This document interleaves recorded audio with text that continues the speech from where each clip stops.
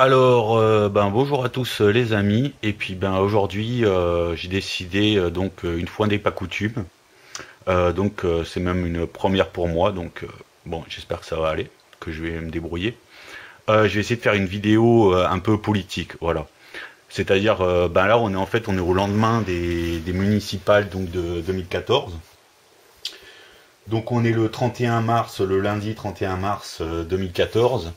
Et je voulais vous dire moi ce que m'ont inspiré en fait ces municipales et ce résultat en fait. En fait moi j'ai eu envie d'appeler ma chronique là, j'ai eu envie d'appeler voilà, en fait les Français sont des alchimistes. Voilà, c'est vraiment ce que j'ai comme ça que j'ai eu envie de l'appeler. C'est-à-dire les Français ce sont des gens qui essaient bon an mal an malgré leur classe politique, de transformer le plomb en or, quoi.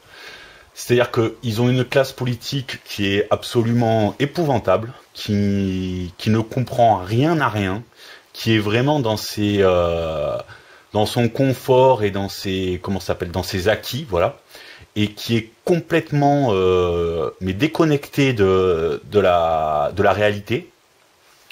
Et en fait, les Français, avec ça,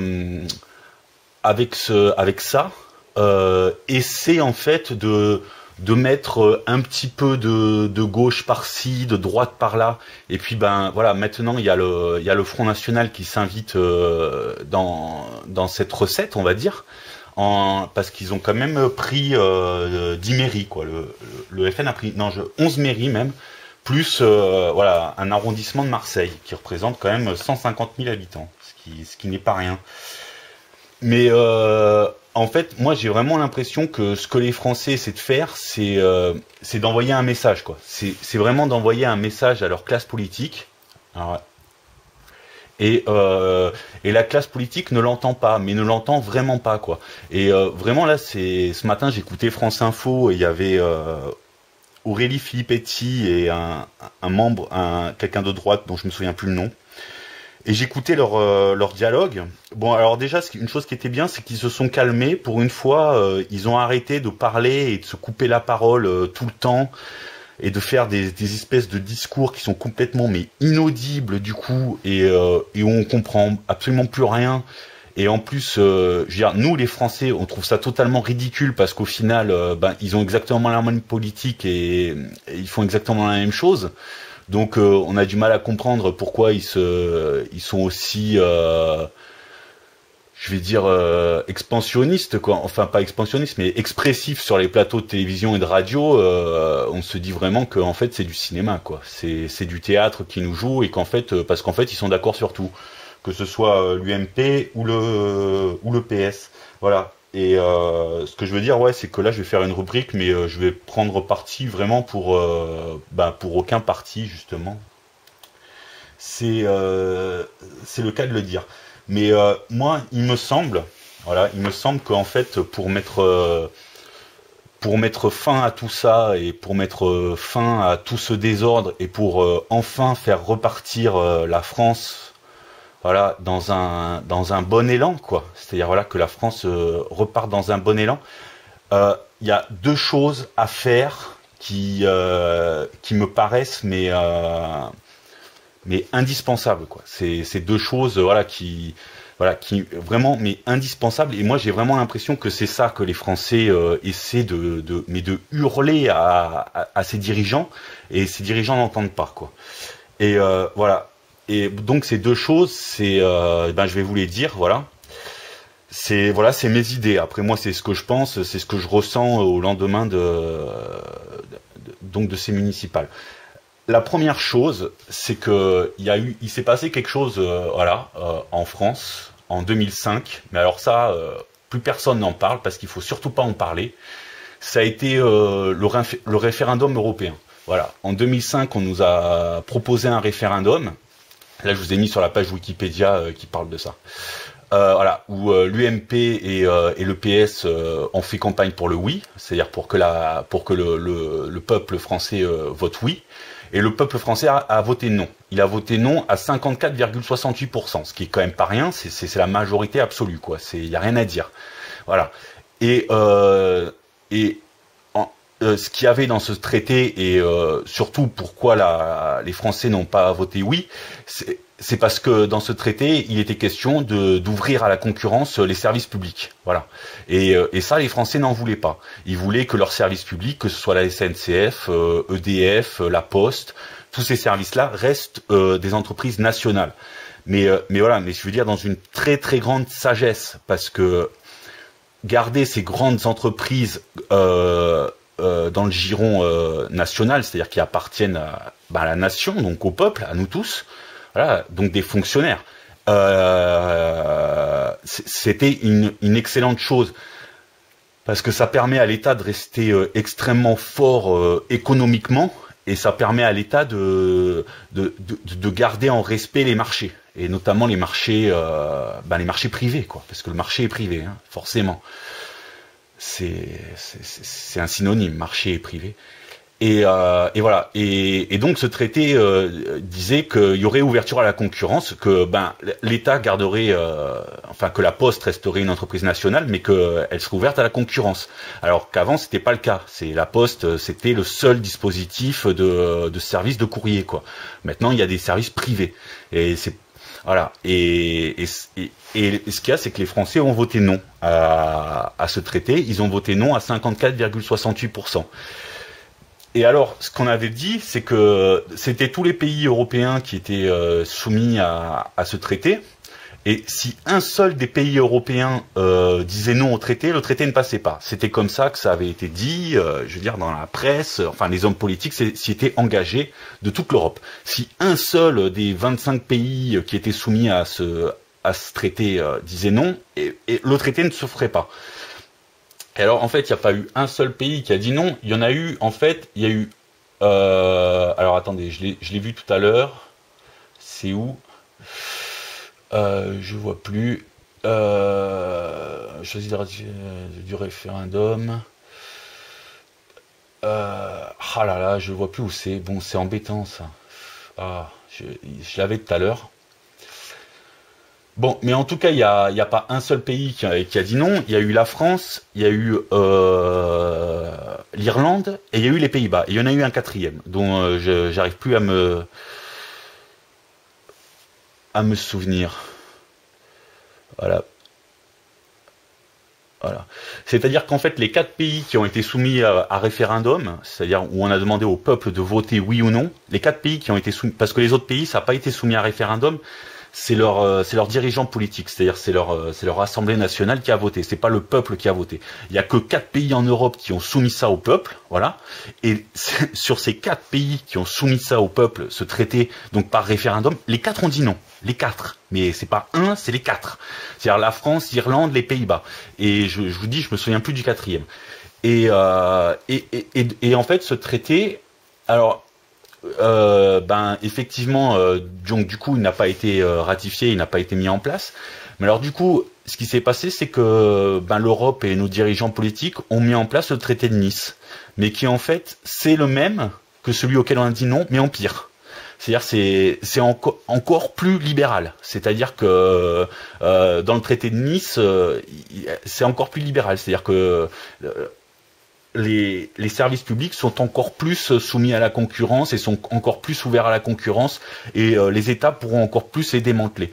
Alors que les 4 pays qui avaient été soumis à référendum ont dit non à ce traité. On a dit non, ça a été un non, et notre classe dirigeante est passée par-dessus. Elle est passée par-dessus ce non, et ça c'est complètement inadmissible. Enfin, je veux dire, c'est incroyable ce qui s'est passé, c'est hallucinant. C'est-à-dire que la démocratie n'a pas été respectée. C'est-à-dire que là, on a été dans un système totalitariste. C'est complètement hallucinant ce qui s'est passé. Mais ça, personne n'en parle et personne n'en reparle, parce que la télévision et toute la classe politique, tous, de gauche comme de droite, ils sont tous d'accord pour ne surtout plus en parler. Il faut surtout plus parler de ça. Les Français ont dit non, ils ont voté non, on a quand même fait passer le traité, voilà. On lui a mis un autre nom et on l'a fait encore pire que ce pourquoi les Français avaient voté non. Mais surtout, on n'en parle plus, faut plus en parler, voilà. Et ça, mais toute l'Union européenne, tous les dirigeants de l'Union européenne sont d'accord.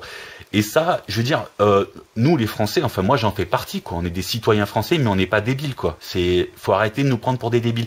Et ce qui s'est passé en 2005, c'est pas normal. Et là, il y a un énorme malaise dans le système démocratique, mais français et européen, parce que ça sert plus à rien qu'on aille voter. De toute façon, on se dit, ça ne sert plus à rien qu'on aille voter. De toute façon, si on vote non à des choses pour lesquelles les grands partis, comme l'UMP, le PS, la CDU en Allemagne ou autres, ont décidé, eux, qu'il fallait voter oui, de toute façon, même si on vote non, ils le feront passer. Parce qu'en fait, ils s'en foutent. En fait, ils s'en foutent complètement qu'on ait voté non. Donc, moi, déjà, pour sortir de cette espèce de marasme ignoble dans lequel est la France et toute l'Europe, en fait, et toute l'Europe, il faut revenir à ça. Il faut qu'on y revienne. Là, il y a un malaise, et là où il y a un malaise, ça va pas. Là où il y a de la gêne, il n'y a pas de plaisir. Donc, on ne pourra pas continuer à avancer tant que ce problème n'aura pas été réglé. C'est clair. Il faut remettre sur la table ce problème. C'est clair et net, c'est certain, quoi. Et donc voilà, ça c'est la première des choses que je voulais dire. Voilà, c'était ça. Ensuite, la deuxième des choses que je veux dire, c'est que ce que je veux dire, c'est que il y a une chose qu'il faut qu'on arrête absolument, et c'est en France, là, pour le coup, c'est que je ne vais parler que de la France, parce que là, les autres pays, je ne sais pas. Il faut arrêter le Sénat et ses immunités, voilà. Et il faut mettre en place, mais le non-cumul des mandats et l'arrêt des magouilles, quoi. C'est clair et net, c'est certain, quoi. Je veux dire, les élus, les gens qu'on élit nous, il faut qu'ils soient au service de la République. C'est clair et net. Et il ne faut pas que ce soit la République qui soit à leur service. Il faut arrêter ce délire, quoi, d'immunité et de magouille. Et ce que je veux dire, c'est que voilà, les élus de la République, comment on appelle ça, pas un ministre, mais un député ou un sénateur, ce sont des gens qui gagnent quand même bien leur vie, quoi. Je crois que ça tourne autour de 4000, 4500 € par mois. Et je veux dire, c'est déjà pas mal, quoi. C'est déjà bien. Et après, ce sont des gens qui, s'ils se font élire 2 fois de suite, ils ont droit, excusez-moi, à une retraite à vie. Et après, ce qu'on nous dit comme argument, mais moi je trouve ça complètement dingue de nous sortir ça. Je trouve ça complètement hallucinant. C'est de la démagogie, mais c'est incroyable et c'est complètement dingue que des arguments passent sur les médias, quoi. C'est ce qu'ils nous disent, c'est que oui, mais si on payait pas les députés aussi bien, et si on leur permettait pas le cumul des mandats, et si on leur donnait pas tous leurs avantages et leurs immunités, en fait ce sont des gens qui iraient voir ailleurs et qui iraient dans le privé, et du coup on se retrouverait avec des gens au service de la République, mais les moins bons. Je sais pas, mais en fait, dans cette réponse que nous font les élus, en fait, ils avouent clairement qu'ils sont totalement corrompus. Pour moi, c'est ça. C'est un aveu. C'est un aveu total qu'ils sont complètement corrompus.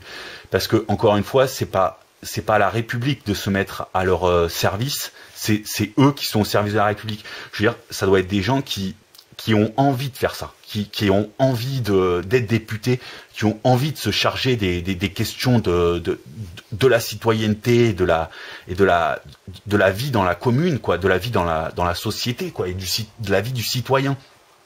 Voilà. Et en fait, ça devrait être des gens qui, avec un salaire quand même de 4500 € par mois, ils devraient s'en satisfaire et ils devraient être extrêmement contents de ça. Et pour eux, je sais pas, ça devrait être un sacerdoce, quoi. Ça devrait être vraiment des convictions profondes que ces gens devraient avoir. Alors en fait, ce qu'on nous dit, c'est qu'en fait, c'est des carriéristes, quoi. C'est qu'en fait, ce sont des gens qui sont là pour la thune, quoi. Ils sont là pour l'argent et pour les avantages. En fait, ils s'en fichent complètement de leur métier de député. Mais c'est exactement la réponse que nos élus nous font. C'est exactement ce qu'ils nous disent. Ils nous disent, ouais, mais si on n'était pas aussi bien payé et si on n'avait pas le cumul des mandats et si on n'avait pas tous nos avantages, on irait dans le privé et du coup on gagnerait beaucoup plus. Et vous vous retrouveriez avec des gens beaucoup moins bons comme élus. Ben non, moi je suis pas du tout d'accord avec ça. Je sais pas si t'es carriériste, si t'es là que pour le pognon, mais va vite dans le privé, quoi. Et moi je préfère avoir quelqu'un qui est honnête, quoi, qui est honnête et qui est là vraiment parce qu'il a envie de faire ce qu'il fait, quoi. Et voilà, et qui est pas là pour l'argent. Je veux dire, de nous répondre ça, c'est aberrant, c'est aberrant, c'est hallucinant de répondre ça. Et ça aussi, c'est ça qui crée le malaise d'aujourd'hui, quoi. Et c'est pour ça que les Français, mais ils en sont à voter comme ça, parce qu'en fait, ils essaient de faire passer un message, de dire, ça va pas, il y a quelque chose qui va pas, là ça va plus du tout. Vous êtes en train de péter les plombs, nos représentants. Et nos représentants ne l'entendent pas. Et encore une fois, je vous dis, j'écoutais des débats ce matin à la radio, et je me disais, mais voilà, ils ont toujours pas compris. Ils ont toujours pas compris et ça va continuer comme avant et ça va être pareil et voilà. Et j'entendais les gens de droite qui nous disaient oui, il faut retour aux heures sup payées, nanani nanana, défiscalisées, mais non, c'est pas ça, t'as rien compris. Travailler plus pour gagner plus, c'est pas vrai. Moi, je l'ai fait, je peux en parler. C'est pas vrai parce que du coup, t'as plus de vie et du coup, en fait, t'as plus de santé, tu vois plus tes proches et tout est faux. Tout n'est pas qu'une question d'argent dans la vie. Hein. Tout n'est pas qu'une question d'argent et tout ne s'achète pas. Et voir ses enfants et aider ses enfants à faire les devoirs le soir, ça a pas de prix. Et vaut mieux avoir un père. En plus, je veux dire, on se tue la santé, mais c'est pour des 150 € en plus par mois, quoi. Je veux dire, faut arrêter le délire, quoi. L'heure sup, elle est défiscalisée. Ouais. Tu t'es au SMIC, au lieu de gagner 8,50 €, tu vas gagner 10 €. Résultat, tu vas faire quoi? Tu vas faire 15 heures sup et tu vas gagner 150 € de plus à la fin du mois. Tu vas te tuer la santé. Tu vas te tuer la santé et tu vas péter un plomb. Et c'est ça. Et pour gagner 150 € de plus par mois. Mais résultat, l'homme politique qui te sort ça, mais tu te dis, mais il se fout de ma gueule. Mais il se fout clairement de ma gueule. Et tu te dis, mais c'est quelqu'un qui est complètement déconnecté de la réalité. Mais ils sont déconnectés. Ils disent n'importe quoi. Parce qu'encore une fois, ce sont des gens qui, eux, ils ont le chauffeur, ils ont l'appartement de fonction, ils gagnent 4500 € par mois, ils ont été élus 2 fois de suite, donc ils ont la retraite assurée. Voilà. Ils sont complètement déconnectés de la vie d'un citoyen moyen qui gagne entre 1130, c'est le SMIC, et 2000 €, quoi. C'est-à-dire là, je crois que c'est 50% des Français qui sont dans cette tranche-là. Vous rajoutez les 15% de Français qui sont au chômage, vous avez 65% des Français qui sont dans cette galère-là. Et le mec, tout ce qu'il trouve à répondre, c'est fait des heures sup, quoi. Ouais, je vais faire 15 heures sup pour gagner 150 € de plus par mois et je vais me tuer la santé et je vais plus voir ma famille. Mais voilà, mais tu dis n'importe quoi. Le mec, il dit n'importe quoi. Mais après, voilà, c'est des mecs de droite qui disent ça, mais les mecs de gauche, disent exactement le même genre de débilité. Hein. C'est complètement dingue. Je veux dire, mais voilà, et ils nous font voter ils votent des lois avec en mettant toujours plus de contraintes sur le citoyen. Mais c'est pas que des contraintes.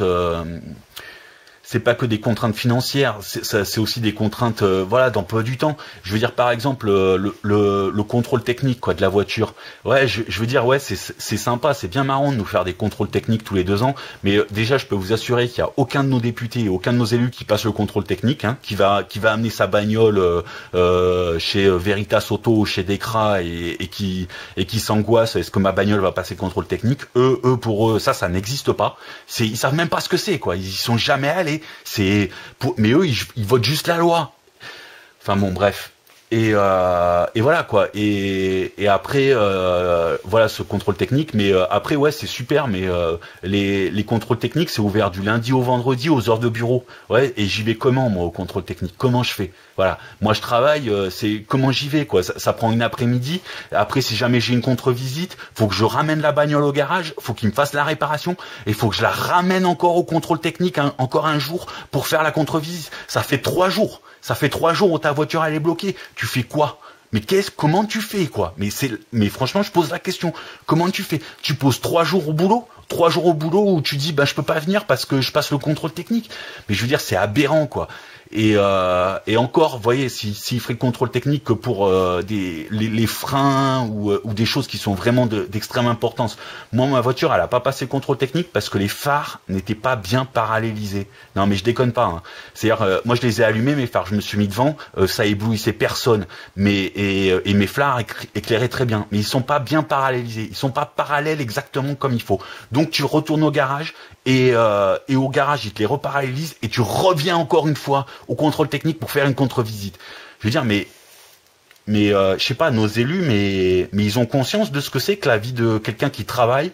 Si jamais en plus t'as une famille, t'as des enfants, je veux dire, mais ils ont conscience de ça ou ils ont perdu la tête, quoi. C'est la question que je me pose.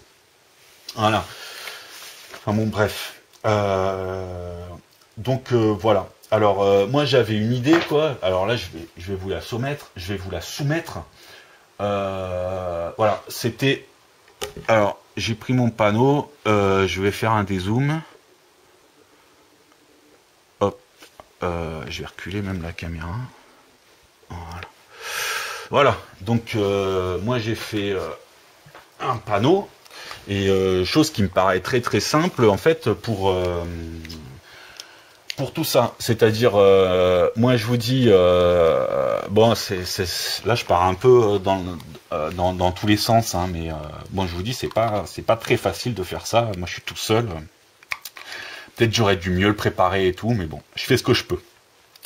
Voilà, ça c'est à peu près en grosso modo. Hein, c'est sûr que c'est très très très simplifié, mais c'est la Constitution française. Voilà, et en haut le président de la République. Qui nomme le Premier ministre. Le Premier ministre, il nomme les ministres, donc le gouvernement. Ça, c'est le pouvoir exécutif, c'est-à-dire c'est lui qui est chargé de faire exécuter les lois. Voilà. Eux, ils sont chargés de faire exécuter les lois, voilà, les lois de la République, ils sont chargés de les faire respecter. Et ensuite, tu as le pouvoir législatif, c'est l'Assemblée nationale et le Sénat. Eux, ils soumettent les lois et ils votent. Et si jamais la loi elle est votée par l'Assemblée nationale, elle devient donc officielle, elle est écrite dans le journal officiel, donc la loi devient officielle. Et le gouvernement est chargé de faire appliquer cette loi. Voilà. Et ce qu'on a, nous, comme chose formidable, c'est qu'on a l'Assemblée nationale, donc avec les députés qui votent les lois, mais on a le Sénat aussi. Alors le Sénat, je vous dis franchement, c'est un truc qui ne sert absolument à rien. C'est-à-dire, c'est quelque chose où les sénateurs, en fait, quand une loi est donc est proposée et votée par l'Assemblée nationale, donc elle est votée, ils la font passer au Sénat, qui revote la loi. Voilà. Pour savoir si la loi est vraiment bonne. Est-ce que c'est vraiment une bonne loi? Donc le Sénat revote la loi. Mais si jamais l'Assemblée nationale a dit oui à une loi et que le Sénat dit non, eh ben c'est l'Assemblée nationale qui a le dernier mot. Donc la loi, elle sera quand même votée. Donc au final, le Sénat ne sert absolument à rien. Il ne sert à rien. Donc moi j'avais une idée très simple, hein. Et bon, c'est une idée que beaucoup de gens ont, hein. Il n'y a pas que moi, hein. Alors après, c'est sous différentes manières qu'on l'a fait, mais ça revient au même. C'est que plutôt de nous faire une assemblée et un Sénat qui ne sert à rien, ce qu'il devrait nous faire, c'est, moi, ce que j'ai appelé une chambre des citoyens, par exemple. Vous voyez ? Chambre des citoyens. Voilà. Chambre des citoyens. Voilà. Et là, qu'est-ce que ce serait, en fait, cette chambre des citoyens? Eh bien, en fait, ce serait quelque chose où ce sont des gens, bon, on va dire qui se font élire, mais ce sont des gens qui, par exemple, ne feraient partie d'aucun parti politique, et ce seraient juste des gens qui viennent du monde actif. Voilà. Ce seraient des ouvriers, des petits fonctionnaires, des salariés, des secrétaires, des petits cadres, voilà, des garagistes, voilà, les gens qui sont vraiment dans la vie active. Et ce sont des gens qui, par exemple, auraient au moins dû travailler pendant 10 ans dans la vie active. Voilà, au moins 10 ans dans la vie active. Voilà, et on appellerait ça, par exemple, la Chambre des citoyens. Et comme ça, les lois qui seraient passées à l'Assemblée nationale, on la soumettrait à ces gens-là, quoi. On la soumettrait à des citoyens français de tous les jours. Voilà, des gens qui ont travaillé pendant 10 ans, qui ont été secrétaires, qui ont été boulangers, qui ont été, mais même médecins, pourquoi pas, quoi. Mais médecins de quartier ou instituteurs ou voilà. Et ces gens-là, voilà. Et ensuite, par exemple, si l'Assemblée nationale votait une loi, elle votait oui, et que la Chambre des citoyens votait non, bon, on va dire que l'Assemblée nationale aurait toujours le dernier mot. Je veux dire, eux, ils seraient élus. Mais au moins les lois, elles passeraient devant des citoyens, mais des citoyens normaux, quoi, des citoyens de tous les jours, des gens qui sont allés au contrôle technique, voilà, qui sont allés faire passer le contrôle technique à leur voiture, qui sont allés, qui ont travaillé toute la semaine dans leur boulangerie et le week-end, faut encore qu'ils aillent faire les courses à Auchan et il faut qu'ils amènent le petit dernier chez le médecin en urgence parce qu'il a les oreillons, vous voyez, et qui vivent dans des appartements, dans des studios, dans des HLM, voilà, des citoyens normaux, des gens qui ont conscience des problèmes de la vie réelle, quoi, de la vie réelle. Voilà. Et à ces gens-là, peut-être que si jamais l'Assemblée nationale soumettait une loi comme oui, le contrôle technique, je vous donne cet exemple parce que c'est celui que j'ai en tête, mais je pourrais il y en aurait des milliers d'autres d'exemples. Mais voilà, par exemple, le contrôle technique, on va le pousser jusqu'à ce que les phares des bagnoles, si elles sont pas parfaitement parallélisés, on va vous faire une contre-visite et compagnie. Peut-être que ces gens-là, ils diraient non, mais attendez, vous rigolez ou quoi? Vous croyez que quelqu'un qui travaille toute la journée, qui a une famille, qui a les courses à faire le soir, qui a les papiers, qui a un loyer à payer et tout ça, vous croyez qu'il a que ça à faire? Mais c'est peut-être un peu plus compliqué que ça, quoi. Voilà, ça permettrait à nos élus, quoi, de les reconnecter dans le monde réel, quoi, de les remettre en face de la réalité, quoi, parce que là ils sont complètement déconnectés, quoi. C'est voilà. Et bon, après, ok, l'Assemblée nationale aurait le dernier mot, mais au moins ça permettrait de soumettre ça à des citoyens et au moins que nous aussi simples citoyens, on soit au courant, quoi. On soit quand même plus au courant des lois qui passent, quoi. Et voilà. Voilà, parce que il faut savoir une chose, c'est qu'à l'Assemblée nationale aujourd'hui, et ça c'est quelque chose de très très très important, quoi. Ouais, vraiment ça je le pense. C'est que au lendemain de la Deuxième Guerre mondiale, vous voyez, tout était un peu en lambeaux et compagnie. Et à l'Assemblée nationale, en fait, donc nos députés, il y avait quelque chose comme 40% des députés qui venaient du monde de tous les jours, en fait, des citoyens de tous les jours. C'est-à-dire, voilà quoi, il y avait les boulangers et compagnie, il y avait beaucoup de gens qui s'étaient illustrés pendant la Résistance. Et voilà, et donc ils étaient rentrés à l'Assemblée nationale et compagnie parce qu'on avait besoin d'eux et parce qu'ils avaient prouvé leur valeur, quoi, avec la résistance. Et il faut savoir qu'aujourd'hui, je crois que le nombre de gens qui sont issus du monde ouvrier ou du monde salarial, voilà, mais des petits salaires, genre la secrétaire et compagnie, quoi.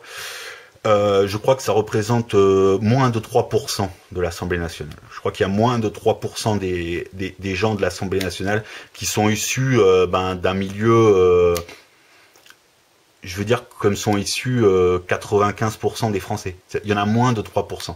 En fait, les 97% de gens qui sont à l'Assemblée nationale et qui votent nos lois, ce sont des gens qui sortent des grandes écoles. Voilà. C'est-à-dire l'ENA, Cagne, Hippocagne, voilà, toutes les grandes écoles françaises qui sont là pour former nos cadres, les cadres dirigeants. Voilà, ça veut dire 97%. Ça veut dire, en fait, l'Assemblée nationale, tu as 97% des gens qui sont complètement déconnectés de la réalité. C'est des gens qui sont déconnectés, total. Qui ont été que dans des grandes écoles où on leur a parlé avec un langage extrêmement soutenu, où on leur a donné tous les codes et tous les systèmes pour de l'économie et puis pour manipuler l'économie, en fait. Hein, c'est voilà. Et voilà, et ce sont que des gens qui, au sortir de ces grandes écoles, ont des salaires extrêmement élevés. Et voilà, et ce sont que des gens qui connaîtront connaîtront et qui n'ont jamais connu la galère des fins de mois et toutes ces choses-là. Voilà. Il faut savoir aussi une chose, c'est qu'aujourd'hui, je crois qu'en 1980, je crois bien, on avait à peu près 15% de la population française qui, je crois que c'est à peu près ça. Bon, de toute façon, je regarderai les chiffres, hein, mais c'est à peu de choses près, c'est ça, hein, j'en suis certain. Qui, je veux dire, de gens qui faisaient les grandes écoles, voilà, donc ces grandes écoles, hein, où 97% de nos gens de l'Assemblée nationale sont issus. Il y avait 15% de ces gens qui avaient des parents ouvriers.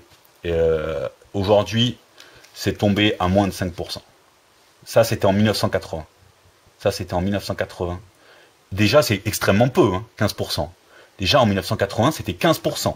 C'est-à-dire 15% des enfants et des jeunes qui faisaient les grandes écoles, 15% avaient été issus de familles ouvrières. Ou ouvrières, voilà, ou de tout petits salaires. Ou en tout cas, c'est des gens qui avaient vu leurs parents et qui voient encore leurs parents voilà, galérer, avec des fins de mois pas évidentes, quoi. Et où ben, la dernière PlayStation, on te l'achètera pas cette année parce qu'on n'a pas les moyens, quoi. Et aujourd'hui, on est tombé à moins de 5%. Voilà. Voilà. Aujourd'hui, tu as moins de 5% des enfants, des étudiants des grandes écoles qui sont issus de la classe ouvrière, mais pas que de la classe ouvrière, je veux dire du prolétariat et tout ça, je sais pas très bien comment on dit là, moi je me mélange dans ces noms-là. Et donc ça veut dire que 95% des gens qui ont fait les grandes écoles sont issus de familles riches. Voilà, des beaux quartiers, 95%. 95%. Et dans ces 95%, bah, ils se retrouvent tous à l'Assemblée nationale. Enfin, pas tous, hein, il y en a plein qui font carrière dans le privé.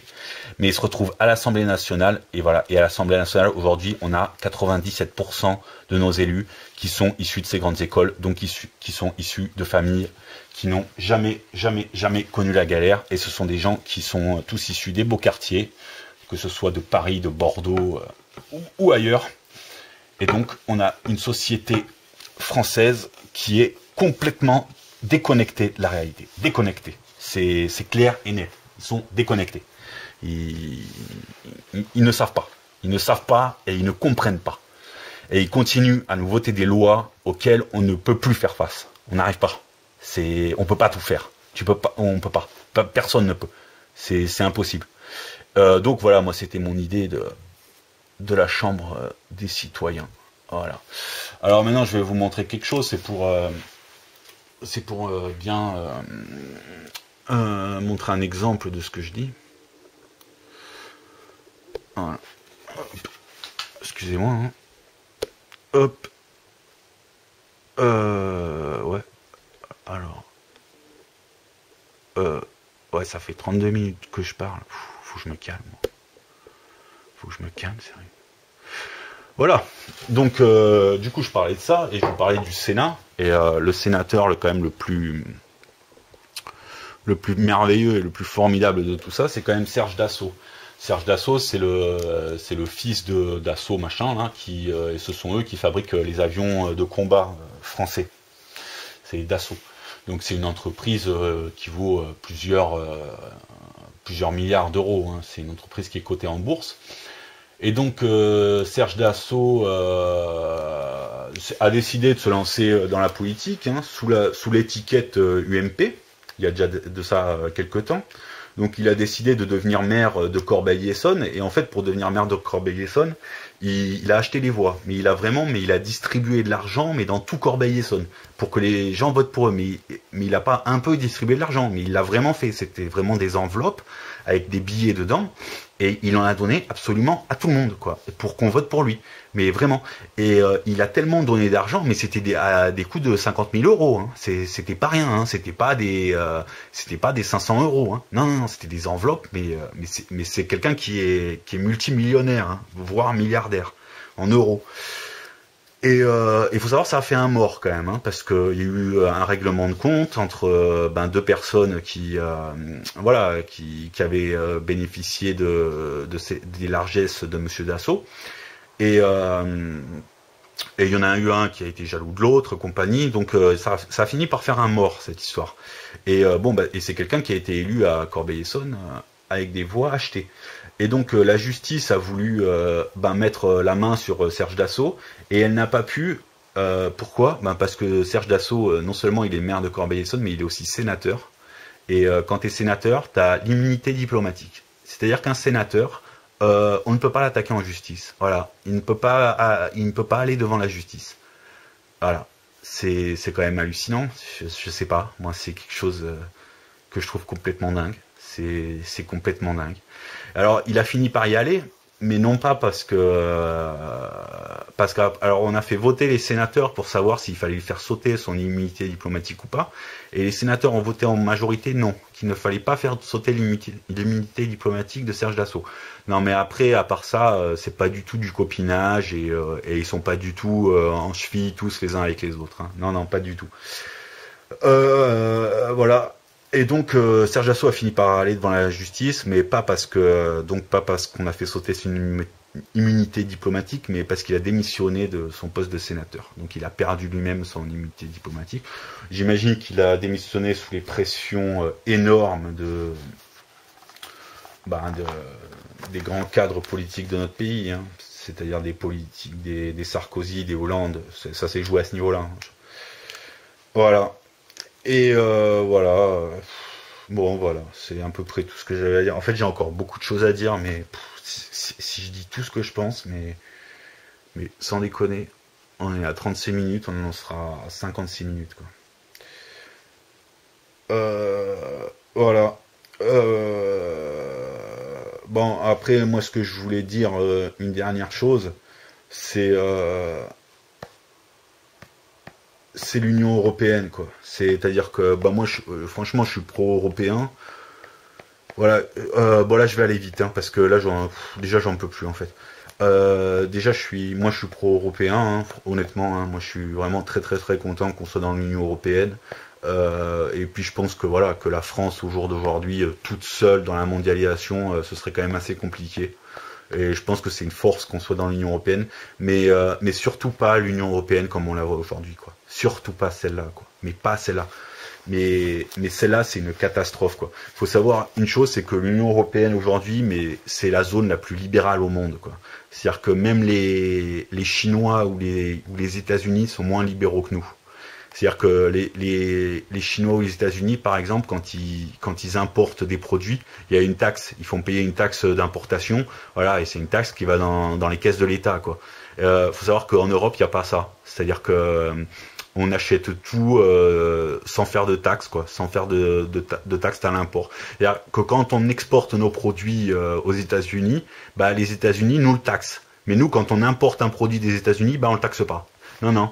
Nous, c'est formidable, on est encore plus libéraux que les Américains. C'est quand même formidable. Et voilà. Alors déjà, il y a ça, quoi, ce qui est complètement hallucinant. Mais encore une fois, on avait voté non à cette Europe-là. Hein. Mais eux, nos politiciens, eux, ont voté oui. Et voilà. Et puis alors, il y a l'exemple de la planche à découper. Hein. Parce que moi, je trouve que c'est un exemple parfait. Voilà, je vous montre une planche à découper. Voilà, c'est une planche qu'on m'a offerte. J'en suis extrêmement content. Mais il faut savoir une chose, c'est que cette planche à découper, elle est en bambou. Voilà, c'est du bambou. Donc c'est du bambou et c'est une planche à découper qui vient de Thaïlande ou du Vietnam. Je me souviens plus exactement, mais c'était écrit Made in Thailand. On va dire par exemple que c'était la Thaïlande. Enfin, en tout cas, c'était un des pays asiatiques comme ça.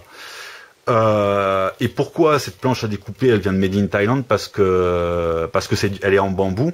Et pourquoi est-ce qu'elle est en bambou? Parce que l'Union européenne a fait voter une loi pour interdire les planches à découper en bois. Voilà. Vous voyez, les planches à découper qu'on avait tous en bois dans toutes les maisons françaises, quoi. Et j'imagine dans toutes les maisons d'Europe, il y avait des planches à découper en bois. Voilà, vous voyez très bien, quoi, sur lesquelles on découpe le pain et compagnie.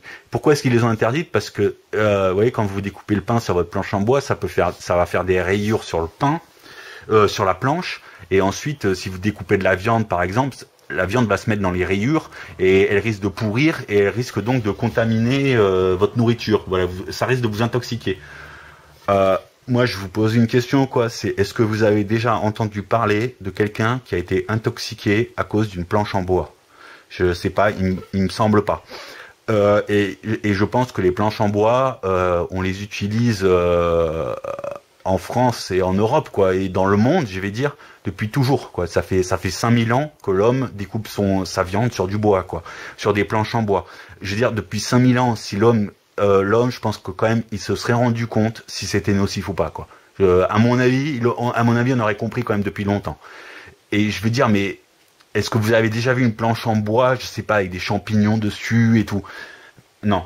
Mais alors l'Union européenne, vous voyez, ils nous font voter des lois ultra-libérales, voilà. C'est-à-dire que ils nous fracassent littéralement et ils fracassent nos emplois, par exemple en ne taxant pas les matières premières étrangères, alors que nous on est taxé. Non mais bon, il y a plein d'autres choses économiquement. C'est voilà, ils nous font une économie ultra libérale. Ils sont en train de fracasser tous les emplois d'Europe. Mais ils sont super intelligents. Hein, et c'est vraiment mais vous voyez, là je me dis mais putain, mais je suis fier d'être européen, quoi. C'est vraiment, c'est la classe, quoi. C'est vraiment, mais à Strasbourg, mais ils se foutent pas du tout de notre gueule. Non. Vous voyez, mais on en parle calmement et tout en rigolant, mais je veux dire, c'est pathétique, quoi. Mais voilà, quoi. Ils nous font des lois ultralibérales où ils fracassent nos emplois. Mais à côté de ça, attention, hein, ils nous font voter des lois pour qu'on utilise des planches en bambou made in Thaïlande et pour qu'on arrête de couper notre pain sur des planches en bois. Voilà, c'est hallucinant, quoi. C'est complètement hallucinant. Mais c'est complètement dingue. Et voilà. Et moi, ce que je veux dire, c'est que, et là, moi, j'avais encore beaucoup de choses à dire, mais je le dirai pas. J'ai pas le temps de tout dire. Et puis, j'ai dit l'essentiel, je pense. Et mais là, je vais en revenir, voilà, au début de ma vidéo. C'est voilà, c'est qu'est-ce que font les Français aujourd'hui.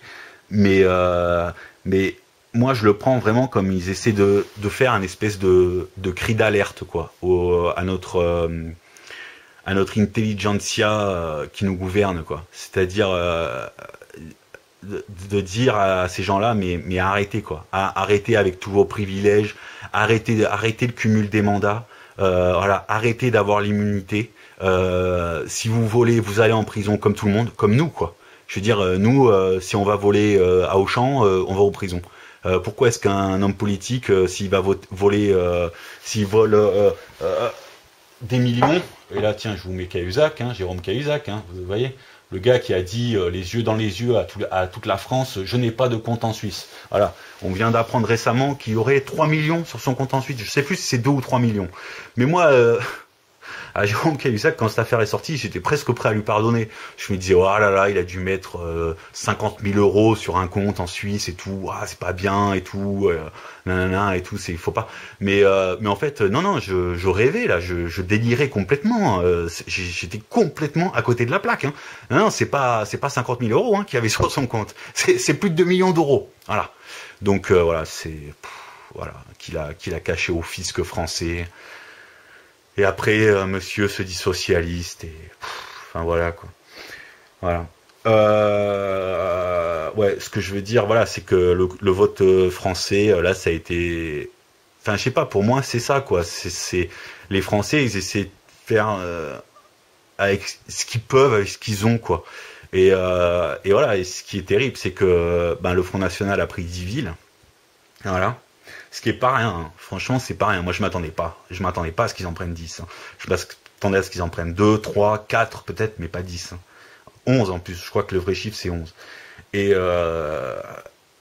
moi je dis, voilà, aux hommes politiques, mais si vous voulez pas que la France, mais ça parte, mais complètement en live, mais arrêtez tout, quoi. Arrêtez tout et mettez-vous réellement au service de vos concitoyens et arrêtez tous vos privilèges, quoi. Vous êtes au service de l'État, c'est pas l'État qui est à votre service, quoi. Voilà. Et sinon ça va partir en cacahuète tout ça. Voilà, c'est à peu près tout ce que j'avais à dire. Voilà, je sais pas si c'est très très très intéressant ce que j'ai dit, je sais pas si ça apporte grand chose au débat, peut-être que ce que je viens de vous dire, vous l'avez entendu partout ailleurs, mais je me sentais obligé de le dire, j'avais trop envie. voyez, je me serais senti mal si j'avais pas dit ça. Donc voilà, je vais m'arrêter là. Mais bon, voilà, il y avait encore, j'aurais pu encore dire beaucoup de choses. Hein. Voilà. Après, c'est aussi comment dire, la manipulation des esprits par les médias, quoi, qui est complètement dingue, et notamment par la télévision, mais pas que, par tous les médias, que ce soit la radio, la télévision, la presse écrite, tous les médias. Tous les médias sont en cheville avec le pouvoir, hein, de toute façon c'est clair, de toute façon tous les directeurs de médias, de grandes chaînes nationales ou de grands magazines, ce sont tous des amis, des hommes politiques. D'ailleurs, ils se marient tous entre eux. Tous les hommes politiques se marient avec des journalistes et inversement. Voilà. Et les médias manipulent, mais les Français, en tout cas, tentent de les manipuler de façon éhontée. Mais voilà, mais ce qu'il y a, c'est que je pense que les Français, on en est conscient de ça. On en est conscient et on n'est pas débile. Et on n'en peut plus aussi de ces médias. On n'en peut plus. On n'en peut plus de cette violence médiatique qui est insupportable, quoi.